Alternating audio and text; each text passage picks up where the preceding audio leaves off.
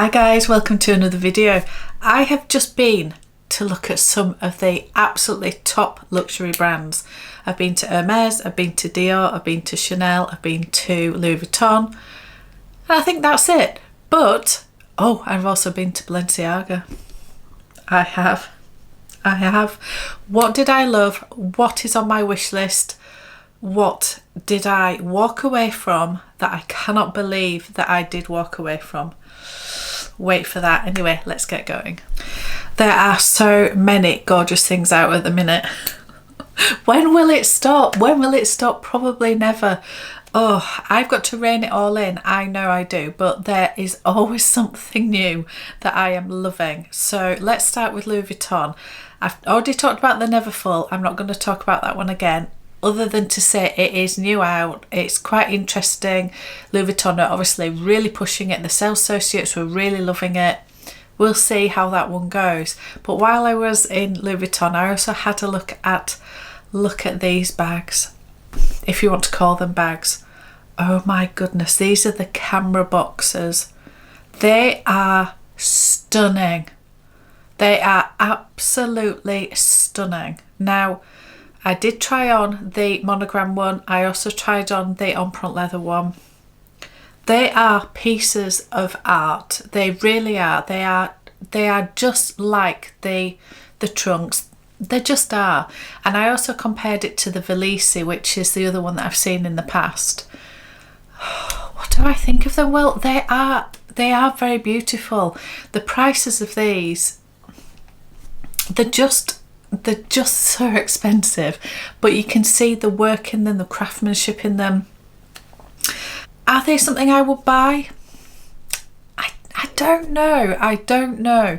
They are pieces of art, and I can imagine it sat up there looking absolutely beautiful. And you can actually fit a decent amount in them. Obviously they open up from the top, but they are very heavy and clunky. I did try one on crossbody. No, it's too heavy. It just doesn't feel right. The Petite Malle is very different. It's smaller. It's sort of easy to navigate, but these are bigger. They are heavy.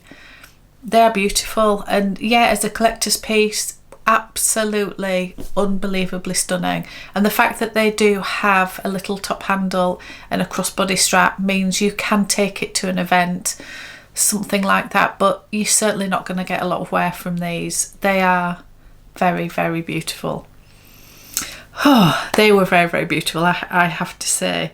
Also coming out, and I didn't see this, but I obviously have seen it all over social media, this Speedy is now out for pre-order. So if you want one of these guys, get ordering. You can order by clicking the link on the website, or you can obviously speak to your SA if you have one. If not, get one.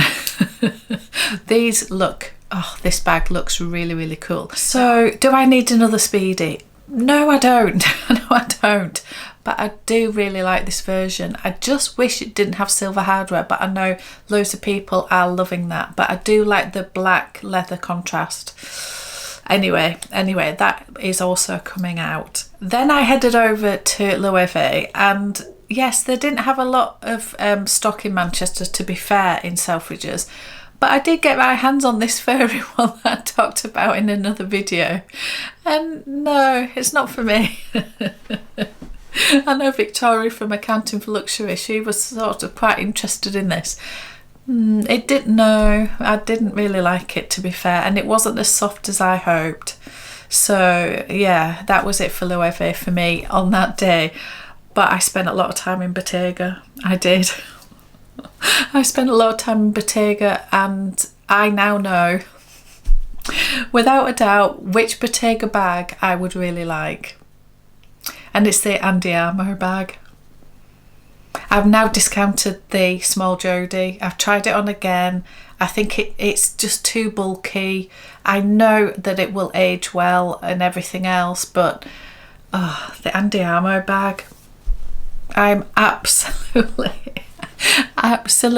in love with it. Oh, Just stunning. I tried the small, I tried the medium, I tried the black, I tried the travertine. They have a beautiful burgundy. Oh, then they have a beautiful fondant colour. Oh, anyway, I just absolutely loved it.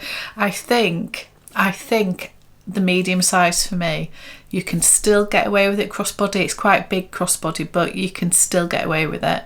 The small is a fabulous crossbody size. It reminds me size-wise of my, it's downstairs somewhere, my Birkin 25, because that is what the bag I was wearing on the day, and they look very similar. So that's the sort of size difference, but the medium size is gorgeous.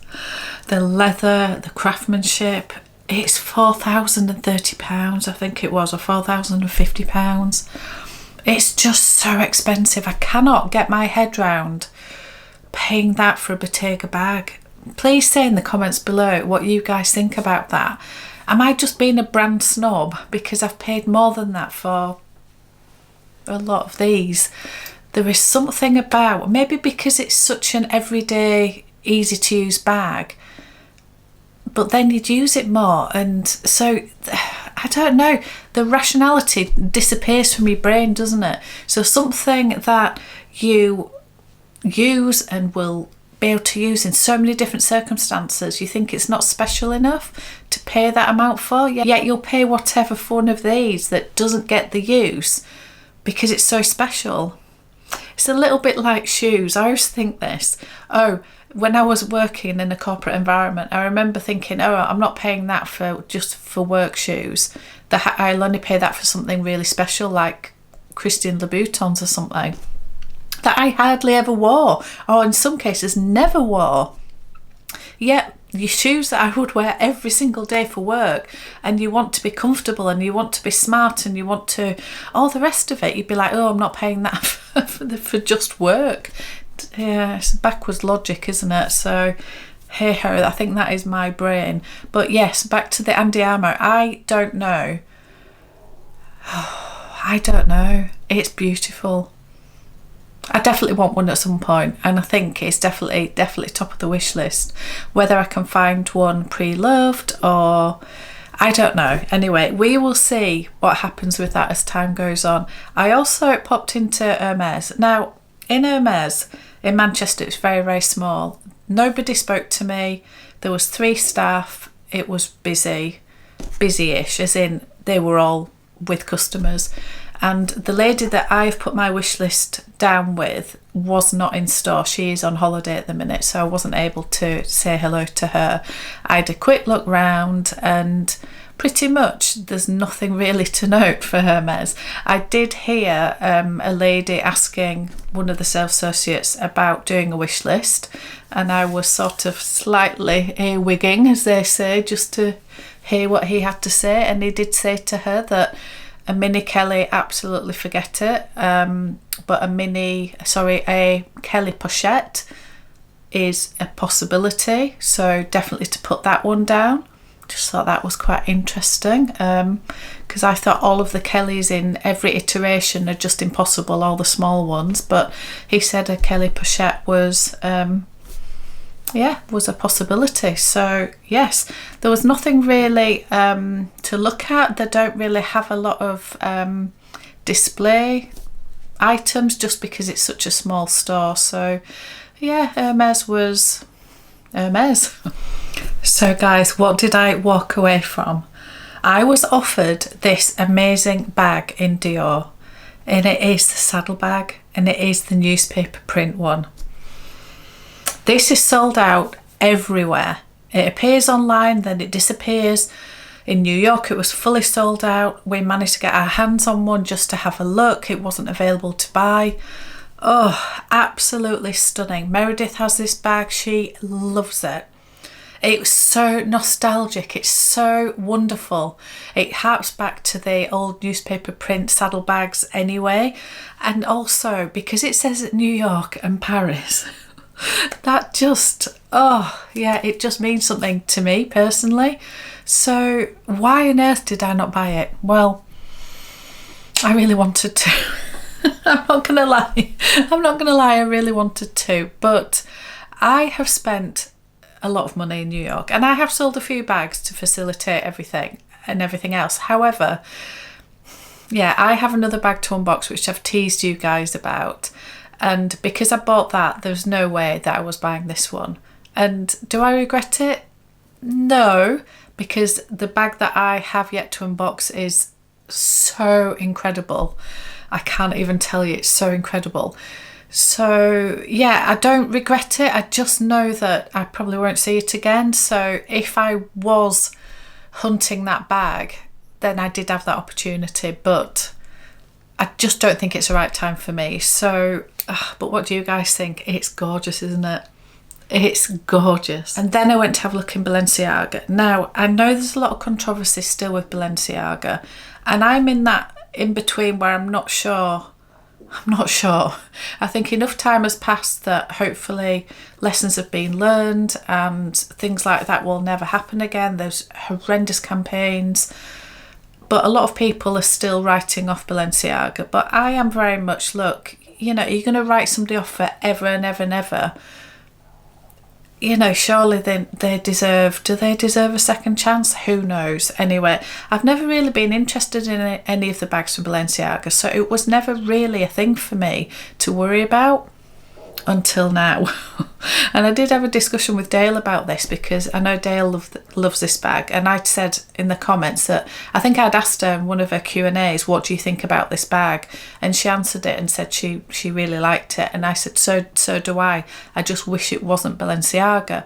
And her view was, well, at what point do we all move on? We all have to move on, and I do sort of agree with that. Anyway, this bag, the rodeo bag, it's absolutely beautiful. I'm now seeing it in the flesh. I'd seen it online, and I'd seen it, I think in London I'd seen it, but just through, like when we were window shopping. I didn't actually go into Balenciaga, so I didn't get my hands on it. Whereas in Manchester, I managed to get my hands on it, and it is beautiful. I think the bigger ones are probably better because they sort of suit that style better. They suit the slouch. Again, they're expensive, but they're not as expensive as Bottega. Oh, I don't know. I really, really liked it. I'd like to know, guys, what you think about Balenciaga. Everybody can do whatever they want, and the decision I make will be based on my own thoughts of this. So I don't need permission, I suppose, to buy or not to buy. I'm just interested in your views on Balenciaga. I also went into Chanel. Now, Chanel did have this one bag, and it was beautiful. It was a gorgeous green colour, and it was in caviar, and it was a mini size. So I said to the sales associate, is that a caviar mini? And she said, sort of. It's a seasonal piece, and it's slightly different shape. It had 4 grommets, so it was more like the reissue style where you could double it up, which was quite interesting. And it had the little Mona Lisa pocket, so it had some aspects of the classic and the reissue, and the colour was beautiful. It also came out in it was like a red. It had a pinky undertone, but a red, and I really like the green. It was beautiful, and I don't know if, hopefully on the pictures it will come up, the hardware was like more like a hammered sort of distressed finish, if that makes sense. And I thought that was really, really lovely, and I thought it won't tarnish, hopefully, or it won't show any scratches and things. This was £4,550, and it is a mini. It should be in the 2000s, shouldn't it? It should. Maybe 3,000, maybe 3,500 in my head, but 4,500.